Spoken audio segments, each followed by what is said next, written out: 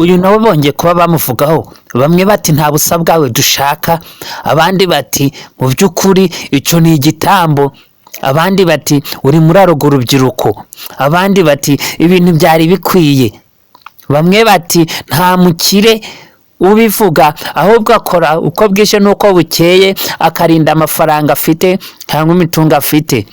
Bati kuba uri gukora ibingibi ushobora kuba uri gutanga ibitambo cyangwa se uri gushaka ibitambo.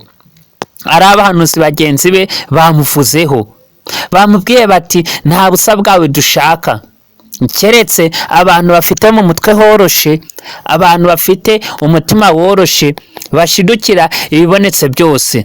Abandi bati ibiguruka byose siko byameze amababa, cyangwa se bifite amababa byose siko biguruka.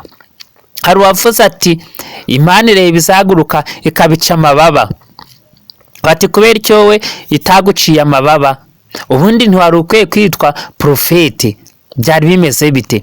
Gusa reka tubanze tubasabe mwebwe mwamaze gukora subscribe, tubashimire, kandi nawe utarayikora uhite uyikora kugira ngo video yose dushizeho ujye ubasha kuba wayibona, kandi mutarakanda kunzogera yikandeho kugira ngo bize kugenda neza.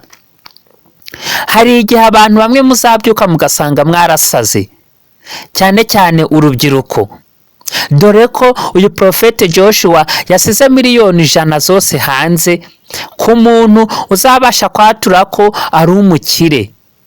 Bamwe barimo barivuruguta mu byondo, abandi banzu bahaye n'amabyi bayarya kubera ko icyo bashaka ni amafaranga. Abanyarwanda mumeze nkaho amafaranga yabararuye, kubera ko umuntu aza ku mbuga nkoranyambaga akaba yababesha, yamara kubabesha namwe mukagenda mukemera kubeshwa. Sinzi uko byagendekeye bamwe mu rubyiruko bw'u Rwanda, aho Prophet Joshua cyangwa se Joshua wita umuprofete avuze ati nshyize hanze miliyoni 100 ku muntu uzemera kuvuga ko ndi umukire.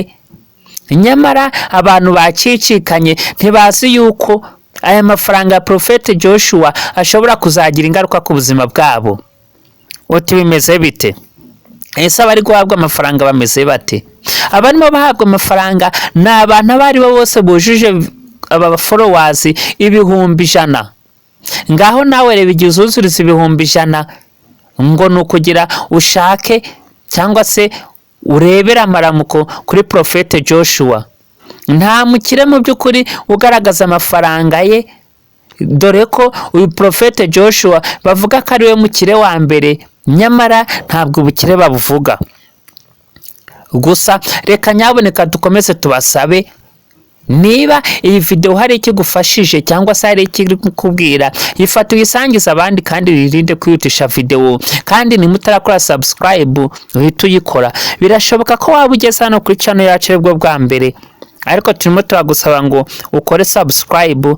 Numara gukora subscribe ukande kunzogera ngo ubashe kubona video zacu dushiraho umunsi ku munsi. Turagushimiye, uri w'agaciro, ukwiyishimwe.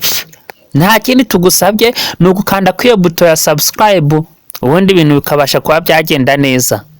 Ubundi aya mafaranga bizagenda bite? Ese ushobora kuyabona koko? Amafaranga arimo avuga bayihera abakire gusa, nta mukene cyangwa uduciye bugufi uhabwa aya mafaranga. Ibyo Joshua Prophet avuga ni ukubesha, kubera ko amafaranga arimo